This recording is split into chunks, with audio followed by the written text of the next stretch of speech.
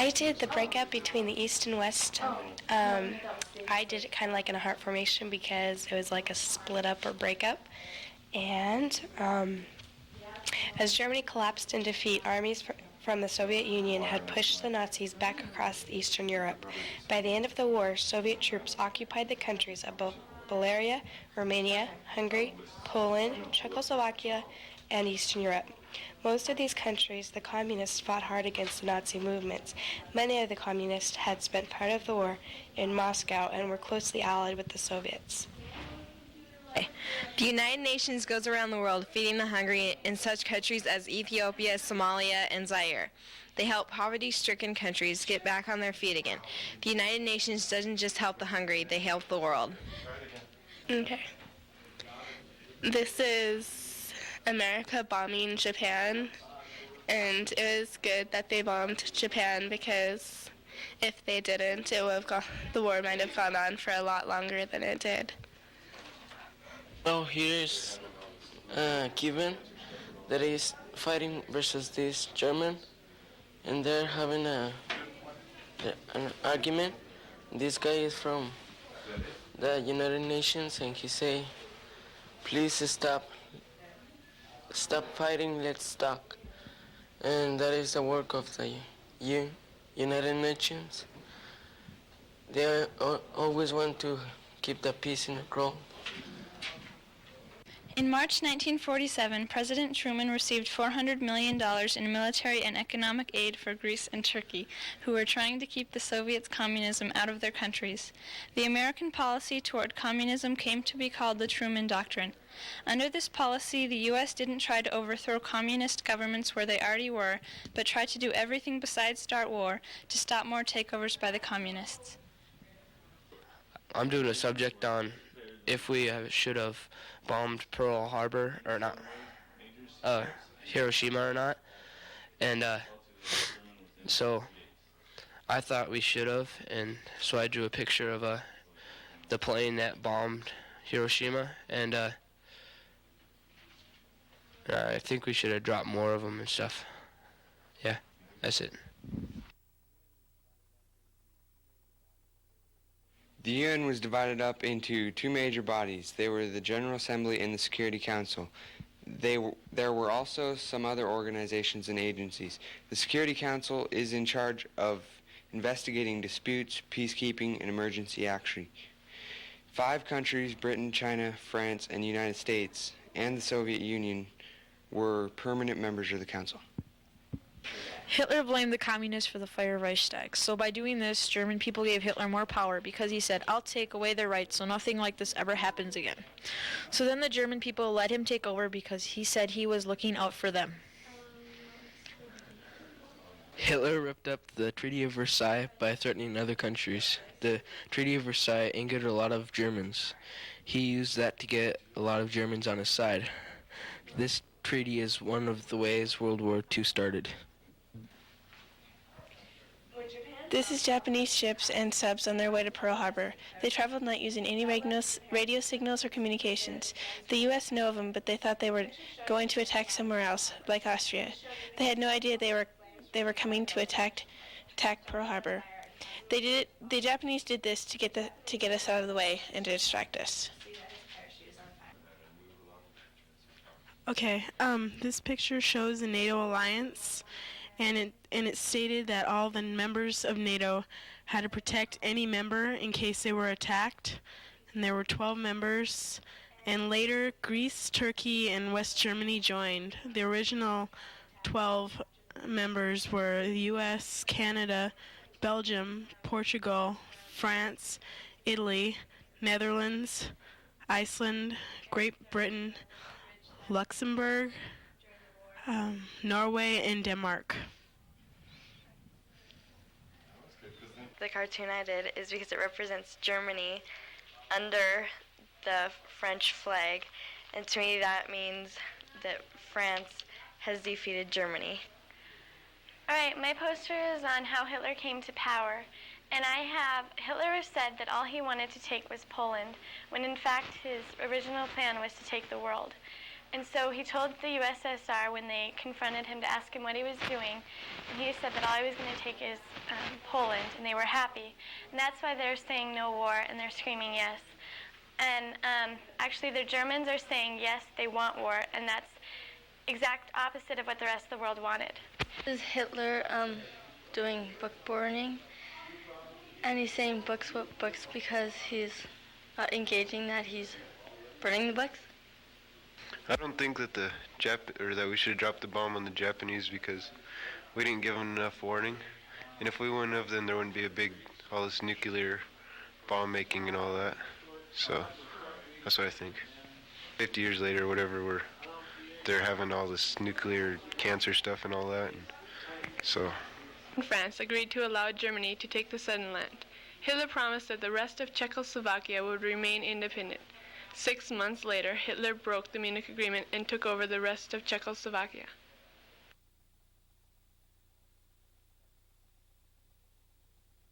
Bombers from Germany attacked Norway. A German invasion force scrambled onto rocky shores. The Norwegians were better prepared than the Danes were. Even so, Norway's major seaports and its capital city also fell to the German within 2 days. About D-Day is when we are trying to fight and our tanks cannot go any farther because of the terrain and all the bushes. This is making it easier for the enemy for the camouflage. It was hard to see and find them because they knew that this place would be the best to their advantage. Began on June 6, 1944, codenamed D-Day. During the night, an immense fleet of 5,300 ships set sail for their target, the beaches of Normandy. Cartoon of the way I feel about the atom bomb. I think that Sherman was right in dropping the atom bomb. In doing so, he saved thousands of American lives and ended the war a lot sooner. If he hadn't have dropped the bomb, the Japanese would have built one later and dropped it on Washington, D.C., and then what would people have thought of him? When Japan bombed Pearl Harbor, it caused the U.S. to declare war. That led to Japan's destruction, so you could say that Japan's plan backfired. The picture shows Japan bombing Pearl Harbor. Then to show Japan's downfall, the flames from a nearby building touched the plane, starting it on fire and causing the plane to fall into the sea. The Japanese flying the plane has jumped out, but you can see that his parachute is on fire. A lot of people were fearing that the peace agreement wouldn't work out, and they feared that the Soviet allies would do something and counterattack after the peace agreement. And so I made my cartoon kind of having doubts about the peace agreements against the Americans and the Soviets. And what they're at is at a broken bridge that was bombed during the war.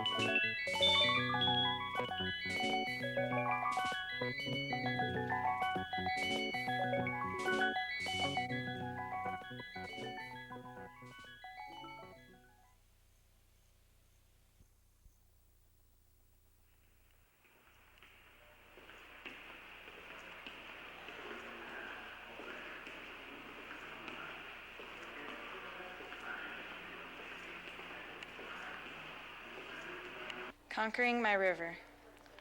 Water moves slowly over rocks, forcing my raft to fly over white waters. Looking at the walls of the river, flashing shapes, colors, textures through my mind. They are tall, overbearing, gargantuan, bring swift, sudden changes to the current and path of the water. To my mind, thoughts travel, beckoning me to think of changes in my soul. River changes, changing my thoughts, feelings, cares, worries, as though the river has control. Control of thoughts, powers, cares, worries. I notice now, I am the river.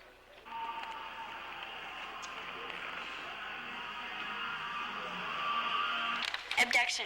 An accident caused by a dazed driver causes black sand to topple over the loons, endangering the nest and bearing it right down to its silky feathers, with dark, oily, viscid mixed tar running down its side.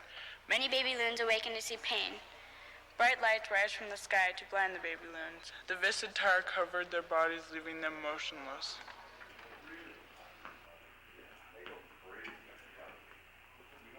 The eyes are like the radiant moon, glancing into mine. I can hear its shallow breathing, or maybe it's my mind. I can feel that shiver in my chest, afraid of fear, afraid to die. I shrink back, awaiting life, how precious it can be. The thirst for blood is strong indeed, coursing through my veins, eager for the chase, hungry for the hunt.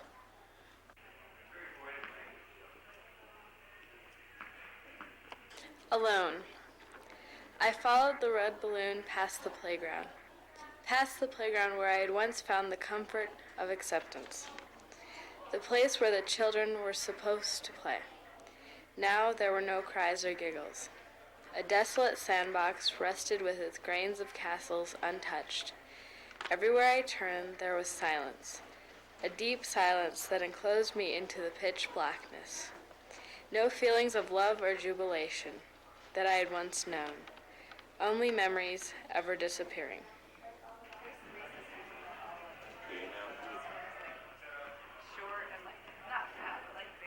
Risk. To aim prayerfully at the woven net is to risk missing the three-point shot at the buzzer. To be different and stand up for yourself and your beliefs is to risk being scorned by others. To try and change a close friendship into romance is to risk destroying it entirely. To run is to risk stumbling over 2 hurdles in a row, falling to meet the asphalt. To love your enemies, the people that always turn their noses up on you, is to risk not being loved in return. To help a starving friend and tell them how to get through their depression is to risk weakening them and lowering them even farther into their shell. To climb towards a high, barely reachable goal is to risk falling hopelessly to the ground, unsuccessful. To forgive those supposed friends who made a hurtful mistake is to risk yet another betrayal. To live with all your heart and soul is to take advantage of life is to risk dying. To explore a new school and new people is to risk getting lost among all the unfamiliar peers that surround you. To cry and spill your heart to anyone who's there is to risk showing feelings. To play against a talented team is to risk losing the game and having to endure the mentally painful end of the game hand-slapping with the victors. To try challenging yourself with the honor class is to risk failure and becoming the recipient of an F.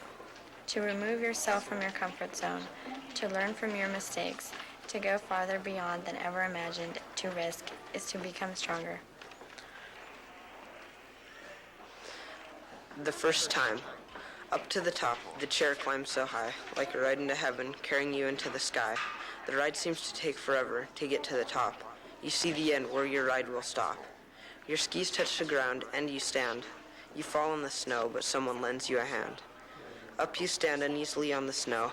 Upon your body you feel the cold wind blow. All seems quiet, you can't hear a sound, except the sound of the snow falling slowly to the ground. You begin your journey down the slope, making it down in one piece you can only hope. You start going down the hill, now gaining speed. Now you realize stopping is your biggest need. You are still gaining speed, now going quite fast. Losing your speed, you then have crashed. On the snow-covered ground you lay flat. Up you stand, shaking snow off your coat and your hat. You are cold and you feel wind blowing down from a place much higher. It's all right though, because in the end you can get warm by the fire.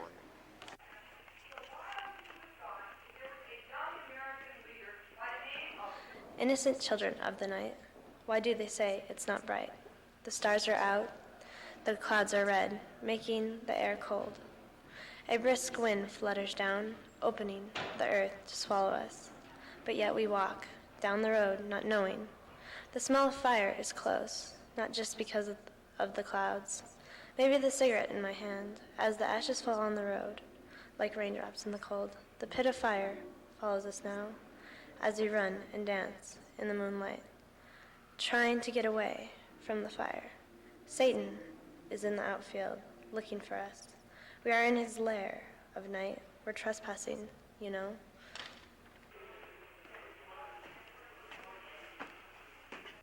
Montana streams. The sound of running water you can feel from miles away. Water that echoes all around the canyon. The stream is shallow with green, mossy plants growing on rocks. These rocks have the power to trap water behind them so it can't get out. Leaves fall off yellow tamaracks and get carried away downstream. If you listen, you can hear the water talking to you. The water can be a mass destruction. It has the power to move so much as even a big building. Water can bring movement of a home to a family. Water can be your friend and it can be your enemy. Respect the water. The sound of water is beautiful.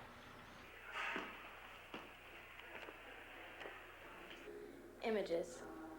I look up at the white, puffy clouds and think how I once looked up at those clouds to search for innocent shapes, like a ship overhead the mountain, that would comfort me from all the things in the world. Now there is no comfort. All I feel is pain and anger. When I look up at the sky, all I see is dark clouds taking over the sky like when death rolls through. Those clouds are full of hatred and evil shapes, like dark clouds in the form of a man that brings no good. I wonder if I'll ever see those things I once counted on and thought were on my side.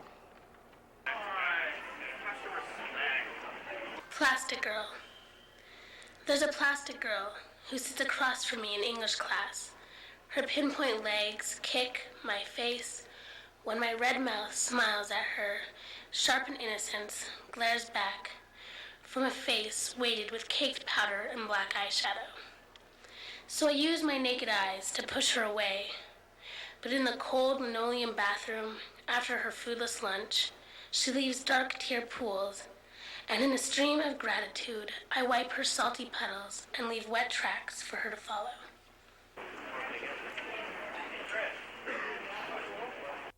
Daydreaming. As I look into the sapphire sky, there wasn't a cloud to be seen. Suddenly, I look to the east horizon, and tremendous dark clouds roll in. Driven by Mother Nature, the force of these massive clouds scorched the sky with darkness. The hatred of the storm seemed to take over the valley of death. Rivers of blood, surging red liquid, carried dead corpses of anything that had witnessed this amazing phenomenon. All of a sudden, someone taps me on my shoulder. I turn around. Everything returns to its normal being. My friend calls out, "You should come in now. It looks like a storm coming in from the east."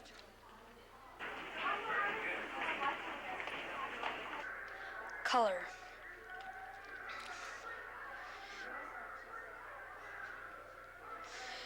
Colors cover all winds of stories, no matter if it's of the tropic or Arctic. Colors fill your mind, from the lion to the massive blue glaciers. I feel color, perspiring in a rainforest, freezing in a snow cave. The colors always change, bright and dull. White, a colorless background which we write on. Green, color of life all around us. Brown, a color of surrounding maples in the fall. Blue, dark as night's shade, bright as the sky at midday. Red through yellow, sunset in Montana. Pink, soft as a starlit rose. The world, home of color.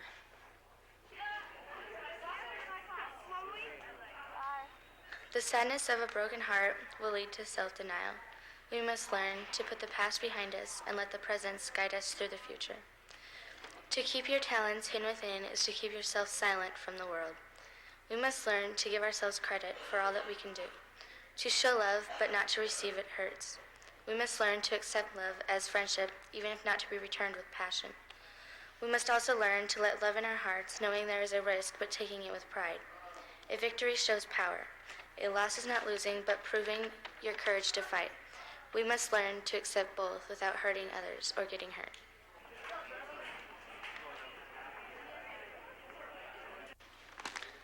Along the soft beach she walks, the wind blowing softly through her long blonde hair like fingers. She walks, the water roaring, splashing her bare feet and the ends of her dress. She walks. The blood and the tears mix, drip off her swollen face and float off into the endless ocean, but still she walks. She turns her head and gazes off into the sunset, wondering how she could have ever loved him after knowing what he had done, and still she walks. From the beginning she had known, but had been fooled and mesmerized by his beauty and charm, and still she walks, realizing that she didn't know where to go from here. So badly hurt and confused, she turns her body, and towards the ocean she walks.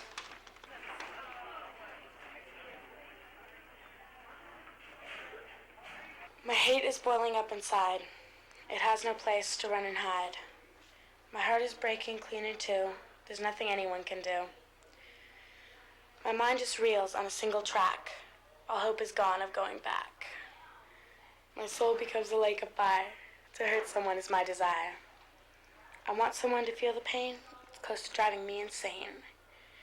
As I look up so silently to the eyes of my enemy, instead of mocking ugly glares, see my pain reflected there.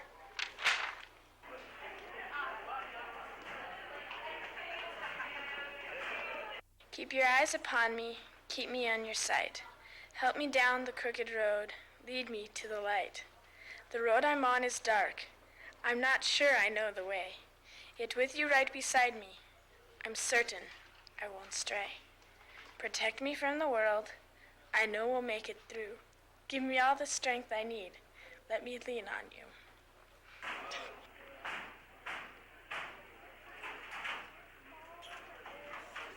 An angry backsaw rages silently through limbs untorn and endured needlessly. Shadowy movement through dark burrowed remedies swell as timid thoughts establish noble morality. And as poison brilliantly restores the surface through unstable branches, dank sounds tremble and languish badgered openings. And finally, palpitating fire kinks into realms unknown.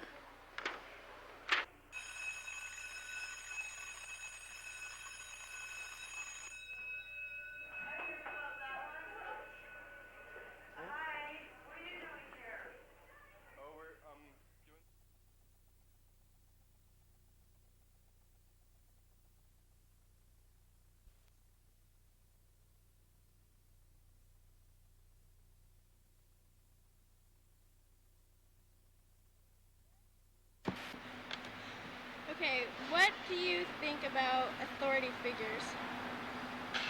Like teachers? Yeah, sure. Mrs. Egan's cool. When I first saw Katina Standing Rock's video work, I knew that she was a really good interviewer. I thought it would be an interesting idea to pair her up with a good authority figure, like the mayor. I was impressed with her ability to keep to her points and maintain a positive, upbeat attitude with the people she questioned. Well, I'm just the old teacher, so I have to enforce them. I think that'd be something for student government to take up with the board. Do you personally think you guys are too strict on us? In what way? You'd have to be specific. In rules. Which rules? All of them. No, I think the rules for tardies and so on are really good. I think one change I might like to see would be open campus for juniors and seniors. If they have their grades up and they aren't in any discipline problems, then they could, go to the cafeteria or go off campus or whatever. As long as they had their grades up and they weren't in disciplinary trouble, I think that's worth consideration. But otherwise, I think that's probably one of the more liberal schools in Montana. And when I was a student, I thought I didn't have enough rights, and I think we always feel that way, but I think it's pretty good overall. Okay, well, thanks for your contribution. We'll take that to our hearts. Well, thank you. Yeah. No, just only step. Inside the camera. Yeah. This classroom is cool. Yes. Joan Egan, Katina's teacher, gave us a ride downtown. What's that? That's my Kubaton? That's my self-defense stick. No kidding. We tried to distract Katina for some of the tension she must be feeling by talking about the dangers of Fairbanks, Alaska on our way downtown. Is your mom working? Hey, you're already doing it. You're right at where third-year journalism students are. You're doing something. So Yeah, totally. I mean, that's what I always tell people. If you want to take pictures, take the pictures. Don't ask me about it. Just go. That's right. Well, that's great. What school are you from? Hellgate.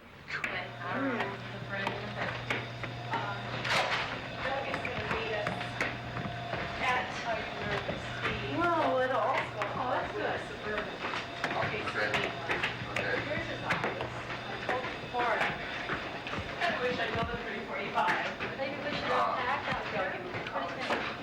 Oh, we can go in. Yeah, why don't you? Because when you say 4 o'clock to go, like down in Boulder, people, the only repairs the landlord is responsible for. It's not in the lease, the landlord is not responsible for maintenance. So they really promote heavily the model lease that they have, and encourage people to use it. And put in there very specifically who's responsible. Thank you. And they're not protected by state law. Hi, I'm Joel Baird. I must have spoken to you on the phone. Hi. Here's Katina and her teacher, Joan Egan. Hi. Nice to meet you. Now You're Standing here. Rock? Okay. Let me tell the mayor that you're here. All right. He knows. Here he They're is. here. He knows. If it's spelled out. Katina Standing Rock. Hi, Katina. Hi. I'm like, thank you. I'm her teacher, Make Joni. it very strong. Nice to meet you. Thank you for the opportunity. Safety standards. Okay, where are we going? Should we unpack this and... set some stuff up, or? Well, Katina's just going to handle it. No, off you go. Oh, okay. It's me and him by ourselves. I want to address some adolescent issues. I went around and I asked some classmates if they had any suggestions, and we came up with the following. Okay, why does Missoula have a curfew for minors? Well, I didn't know that we did. I think communities have them because over the course of time, there are problems. Some minors, or it's not always just minors, but minors are easy to pick on in this case. Yeah. Get caught doing things they shouldn't be doing, and so you end up with a curfew. I don't even know if the one we have is actively enforced. Oh, yeah, it definitely is, yeah.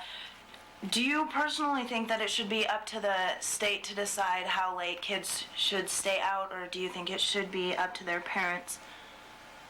Well, there's also the state, community, which would be the city, or parents, or kids. So it's kind of a broader diversity of options there than just state or parents. I think it really depends on the situation, and if kids and parents are doing a good job with it and there's not a lot of trouble, then that's great. That would be that's the best of all worlds. If there are problems, then I think the community, there's a place there for the community to step in and say that a curfew is necessary.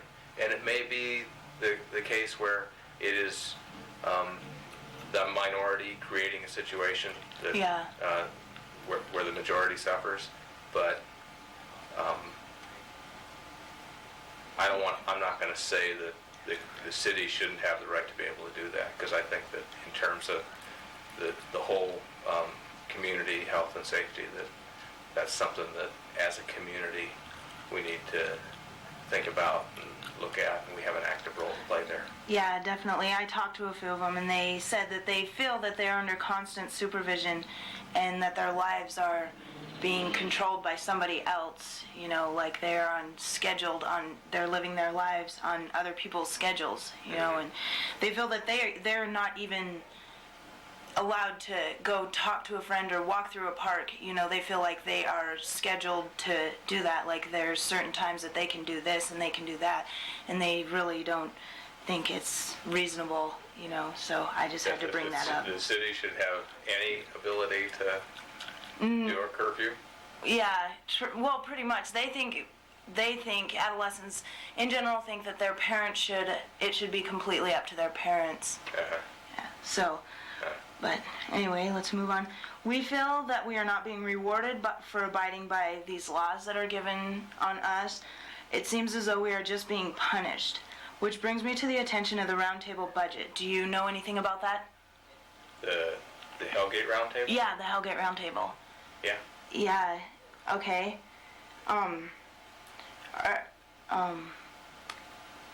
Do you know what their plan is? Well, I don't think they have a specific, well, as far as a specific plan, what they're doing is right now they're going through the request for proposals. Those requests have to be in, I think, around December 1st or early December. And then I think the idea is to try to work with the people who make proposals, see how much support they can leverage from other places in the community, businesses and that sort of thing, and then come to the city council and ask for the release of some of the money. Then they want to be able to do that again in another 6 months, so there'd be 2 rounds essentially. Oh, I see. So does it come through you? Well, it will. Eventually. I'll have a say in it for sure. Oh, and, yeah. I mean, but it's ultimately the city council that's got to approve it. And they did have a meeting yesterday with city council. A number of members of the city council, I think there's at least half a dozen of the city, all the people really? who were involved yesterday with that discussion. Okay, because I talked to a few classmates and they wanted me to suggest a few personal ideas on where the money should go. Can I do that? Sure. Okay. Okay, they would like to see more public attractions, also a place to have bigger and better concerts. Like a hangout place for teenagers, you know, and where they have like local concerts to bigger public concerts, you know, and like they don't... Indoor place or? Yeah, and just like a place where they can, because there are a lot of bands, local bands among these teenagers that aren't getting noticed, and they feel that they really want to get noticed. And they also sounded pretty interested in a roller skating rink. That was another option. Or they brought the idea of having a teen club, a place where teens can go and hang out after school, you know, and just have like a couple hours after school and just hang out there and, you know, play pool or something. Okay. Just like an indoor building, something like that, something of that sort. And those are pretty much the only things that I have for the roundtable budget. Okay, let me respond to that a little bit. Okay. I mean, one nice thing that I think the folks who've been the most active in this have done is that they've kind of given those funds a name, and it's called the Acorn Fund, and that's for a reason. They see it as seed money, and all the projects you just read off to me are projects that they're big projects and they're expensive. I mean, you're talking about building buildings or rehabbing existing buildings and things like that. Yeah, well, you necessarily don't have to go out and make a new building. I mean, you can just add on to like an abandoned one. I mean, you can pretty much do a lot of things, and it can be really cheap. You just need to get a group together to do it, you know. And okay, well, that's the one thing that those students, I think, are keyed into in a good way is that the funds that we've got there, $12,400, can be used to leverage other funds and in-kind contributions and get other people's support. And that's the only way that you'll be able to put together a bigger project like making a band shell or something like that. Yeah. Because the city just doesn't have the resources to be able to finance something like that. It'd be a great thing for the city to be a partner in with students, where students are really taking the lead to kind of say, okay, you've given us some support. We can go over here and get some support, and we'll do the work, that kind of stuff. I mean, that's where the real potential exists for this fund, is that it can bring together and act as seed money to get some projects started. So. Yeah. But the other thing is, I mean, this is really a student-driven proposal. So you all need to get together as students, right now at Hellgate, but also students in the two other high schools. Yeah. We want to see all Missoula City students being involved in this eventually. I mean, it's got to start small, so that's why it's just Hellgate right now. Yeah. But everybody needs to get together and start talking about and working together, and then bring those proposals to the city council. We're leaving the initiative to you. It's kind of your ball game here. Yeah, that's great. Okay. Other than the roundtable, students feel as though they have no say in what the school board does. And do you think the students should have more input with the school board? I'm really not that familiar with with the school board and the amount of interaction that you have with the school board. I mean, that's totally separate governmental entity. Oh, yeah. The school board are all people who volunteer their time to be the oversight and the guidance for school issues, the budget and everything else. One thing that I think would probably be good is to try to develop so that there was at least one or two student representatives on the board, so that there were a couple of students who were sitting at school board meetings and who had the initiative to be there and participate. And yeah, to represent their other peers. Yeah, that would be good. Is there any way you can personally get involved in changing that? Oh, I could talk to the superintendent and to the school board members, but I think that for that to happen, it's really, again, got to be students that are kind of carrying the weight. I mean, I'd be glad to, what I want to do is, I want to see students kind of carry the ball on that and say that, yeah, we really want to do this. And the first thing to do would be for students to start attending some of the school board meetings. Just show up and, take some notes and listen, and they have times for public comment, and if there was something that you felt students needed to be saying, then make the public comment. So that's the first step. The second step would be to approach the school board and say, we really think that there ought to be some students sitting on the board. What do you think of that? And if you need, and if you want to begin to build a case, then, say, well, the mayor said he supports it, and the county commissioners, they thought it was a good idea, and we'll help, write some letters for you, and we can talk to folks too. But it's really got to be students and adolescents that are making the push to make it happen. I mean, it doesn't do any good for the mayor to go to the board and say, oh, you really need to have some students be on your board, but then no students show up to be on the board. Yeah. Yeah, I can understand that. Okay, okay, now we're gonna switch the subject. Do you have any information on the plans for the youth correctional facility that they were thinking about? Do you know anything about that? As part of the new county jail? Yeah. I'm really not familiar with the specifics of how that is. I know it will fit in a way that it's separated from the adults, that the youth that are incarcerated will be separated from the adults. But beyond that, you really ought to go and talk to probably Doug Chase, the county sheriff, or Mike O'Hara, who's the undersheriff in charge of jails. Okay, yeah. Okay. One finishing question and concern that I have is, my fellow students don't think you care too much about them. They feel that you are just trying to make it look like you care. That's just it. Why did you grant this interview? Because you asked for it. I asked for it? Really? You asked to interview me, right? No, Joel, I think, set it up. Maybe Okay, that's well, how it Joel went. asked me if I'd be interested in doing it. Oh, so you actually didn't grant this interview? No, I granted it and said, yeah. Oh. I didn't initiate it. I didn't say, hey, I want to be interviewed by students. Students came to me through Joel, through Joel, and said, hey, we'd like to interview you. And I said, great. Yeah, okay. Let's do it. Okay, all right. So I'm taking the time to do it. Yeah. As far as caring about what students are doing and thinking, I mean, you're part of the community just as much as everybody else is.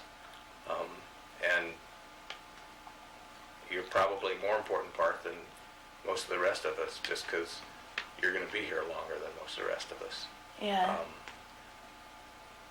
But kind of you may have noticed the line that I've been taking here is what I really want to see is for you all to be active. I mean, for you all to take the responsibility to be involved. And if you do that, then I'm listening. Yeah, okay. But if you don't say anything, then I can't hear you. Yeah, that's definitely understandable. Well, I want to take this time to thank you, and thank you for your time. I know you're a really busy man, and I enjoyed this, and I hope you did too. Yeah. Okay, great.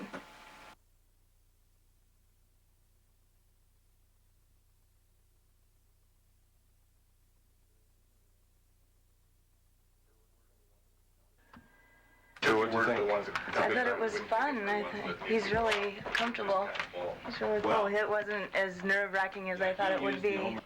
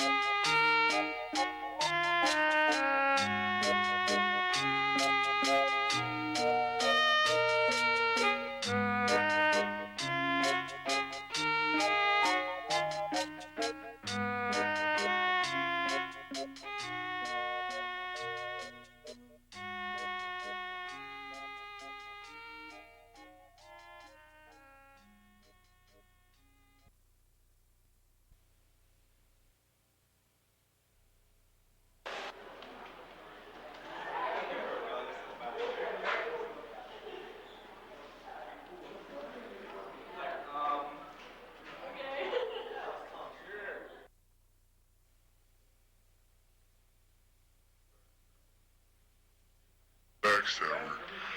Between Broadway and 6th, the boy walked through a dark alleyway. The night was dark, no lights shone. A man from behind stabbed his back. Blood came down. His eye bloodshot, one eye glass, one eye not. He looked up and around, hoping someone would come.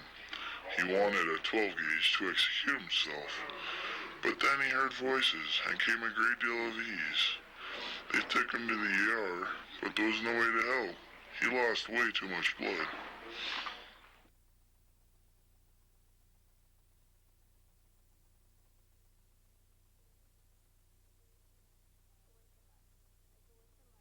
The winter months. As the winter months that lie ahead grow nearer, with the loneliness that follows, I stay here, month after month, year after year, and every winter is the same.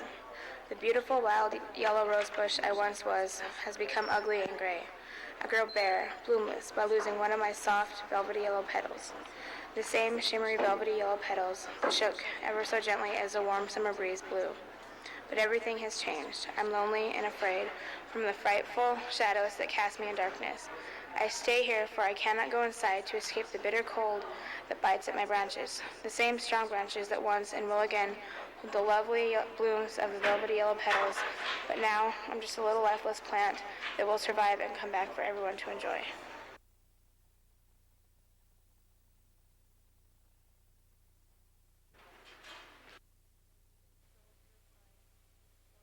The winter pines once were a forest green, but have recently changed to a silvery white.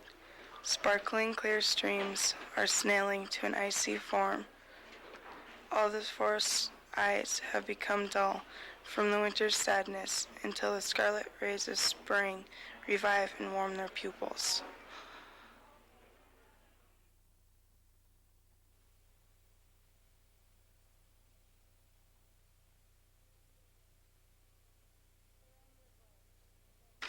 The Wrangler boys, the dirt and grime, the way they swallow their pride to conquer the best bulls. The old ragged boots, crushed and mud-soaked hat, and chaps that have become suddenly dull with age. A new ride, a new town, and one more time with the best bulls in town.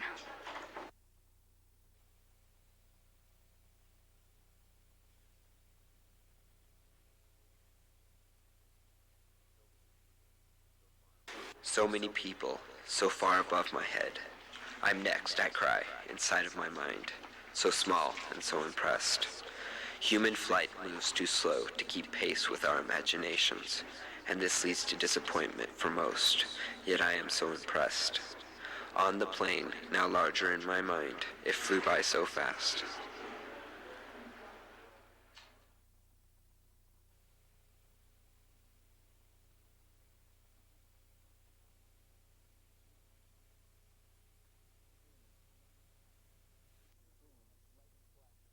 Thunder booms, lightning flashes, ripping through the heavens. Ice swords hurtle toward the earth, dispersing people for their homes. Wind stings like a frosty glare, soaring on the sky. Destruction left, cities crushed. Mother Nature strikes once more.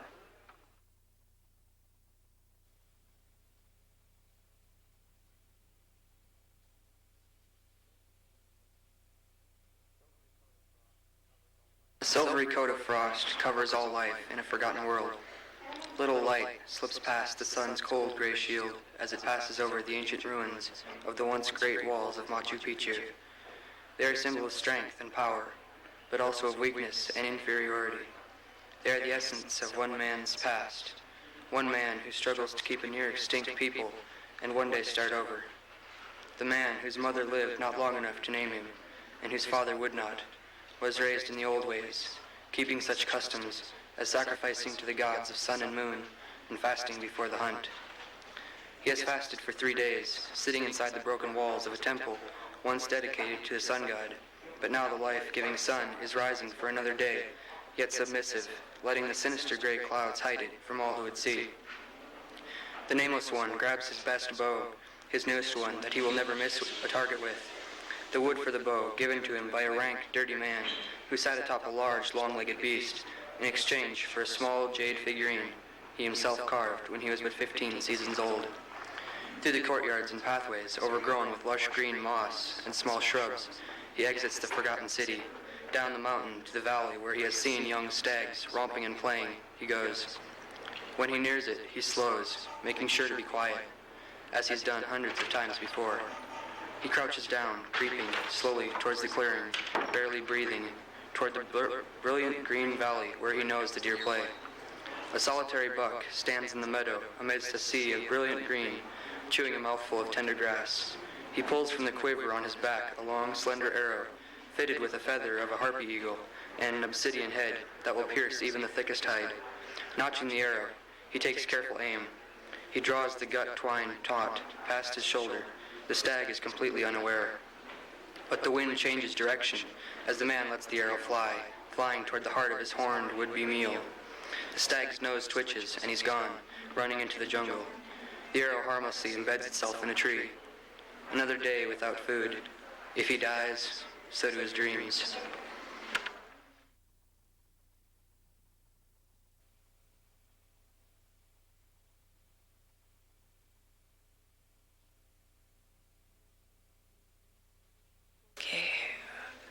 Slinking smoothly, slyly searching, secretly seizing, semi-surrounding, thoroughly thinking, thoroughly threatening, the terrifying king's treacherous tirade tears her tender skin. Roiling, recoiling, raging, reviving, retoiling, replenishing, rejuvenating rivers, relinquish reality. Growing, gurgling, grappling, flowing, forgiving, fighting, reliving, enlightening. Denounced the king lays down his throne, his rule frayed and openly forlorn. Their new queen relinquishes her precious stone so that new blood can be reborn.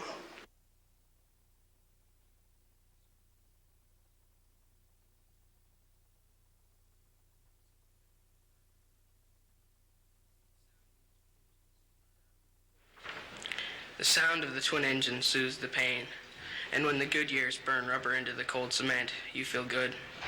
Your Harley gloves are bloody, so you wipe them off and clutch the throttle between your beat-up fingers. You yourself are viewing a movie in the Cinemax behind your eyes. You can hear in stereo sound the car horn, but the screen is black. The only thing you remember plays over and over again on the widescreen. Oh yeah, that's gonna leave a mark.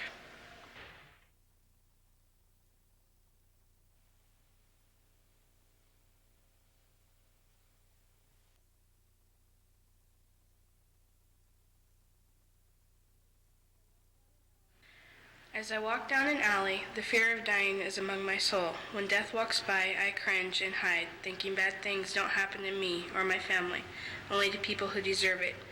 I never think as I take a walk I might be the next to die, but beware, fear is our only enemy.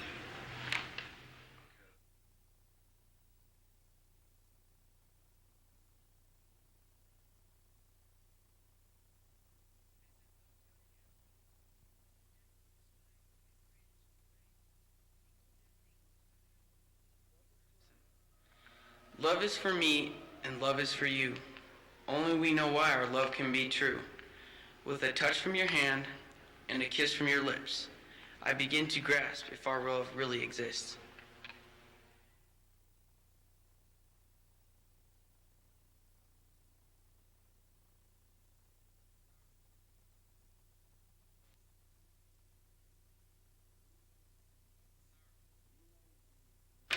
Reuniting enemies ignite toward light. No one knows why, no one cares. Why? Why should we shed the tears? As tears become blood, and blood becomes tears, and the world begins to tear and turn on its wheels.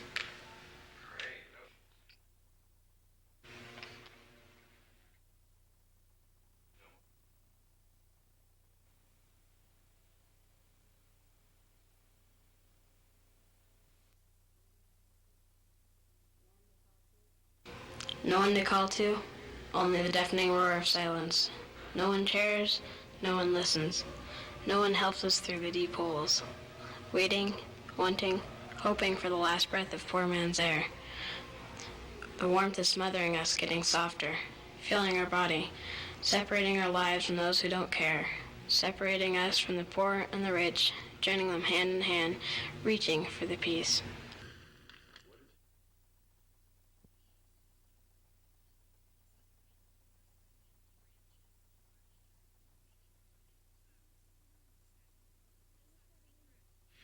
I looked out a window, and I saw leaves of such beautiful colors, and I saw the wind rustling the empty branches of a large tree. I saw the mountain peaks capped with the new fallen snow. I see patches of blue peeking from behind the clouds that cover the sky, and I saw green grass, and I realized soon it would be covered with snow. I looked up the window at fall, knowing winter was almost here, and fall is almost gone, yet time seemed to be standing still.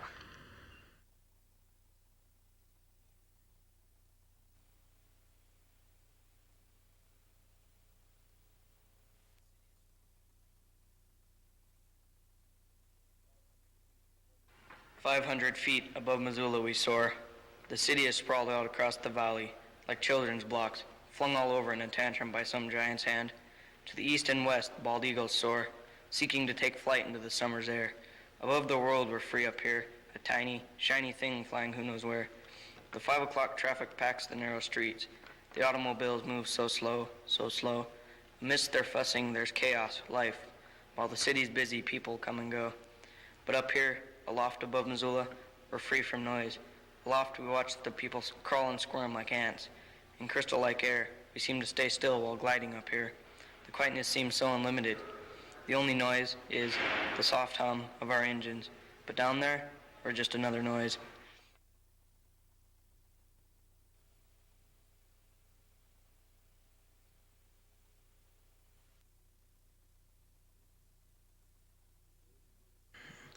the ignorant.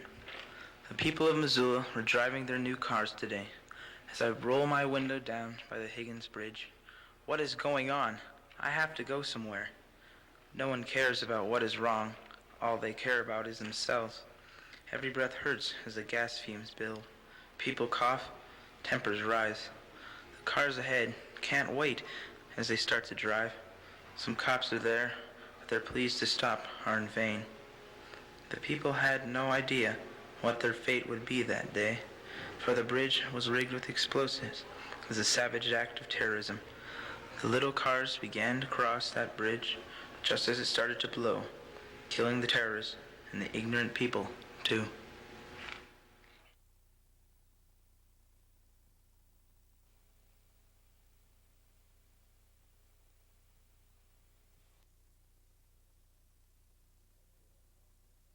I sit and ponder. I think about life and all of its wonder. I picture my future and can't help but hope that with all of the pressures I'll be able to cope. In a world of changes where there's lots to do, I enjoy being home with my endless time alone.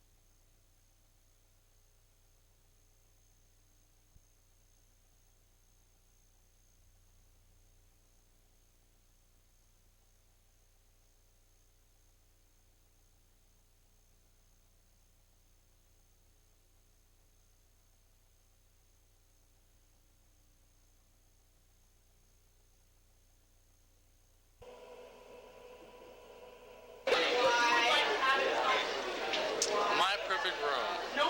Well, let's see. A medium-sized room. Because I know you'd be good at made of quartz. Walls, ceilings, floor made of chalky quartz. On one side of the wall, pictures, dark pictures. Pictures of nature, battles, the sky. A bed in the corner so I can sleep. Music. Must have music. A piano in one corner. Large stereos. Lots of music. And what else should I have in my perfect room? Wall hangings. Tapestries. Large tapestries on one side of the room. Dark colored. Green, maybe brown. Grayish colors. No bright colors in the room, just for the walls of quartz.